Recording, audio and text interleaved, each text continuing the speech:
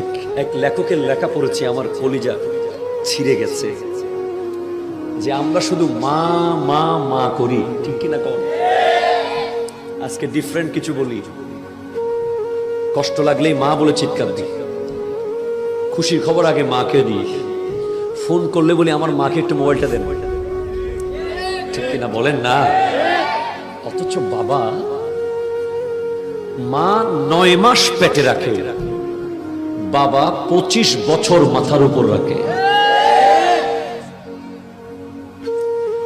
মা যখন পেটে রাখে ওনার শারীরিক কষ্ট হয় অবশ্যই, যে কষ্টের সাথে পৃথিবীর কোনো কষ্টের তুলনা হবে না, কিন্তু বাবা 25 বছর মাথার ব্রেনের ভিতরে ঢুকাই রাখে যতক্ষণ সন্তান উপযুক্ত হয়নি, ঠিক কিনা?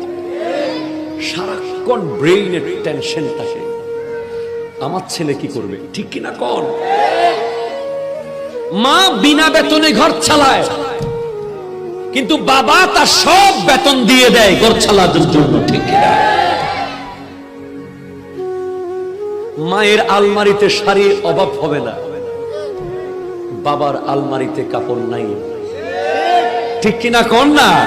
কারণ মাকে ছেলেও দে, স্বামীও দে, বোনও দে, মেয়েও দে, মেয়ের জামাইও দে, ঠিক কিনা কর? কিন্তু বেচারা বাবা জুতার দোকানে ঢুকে ছেঁড়া জুতা লুকিয়ে লুকিয়ে রাখে, দোকানদার বারবার জুতার দিকে তাকায়, তখন বেচারা বাবা বলে না না না কিছু হয়নি, সেলাই করে দেবে, ঠিক কিনা বলেন?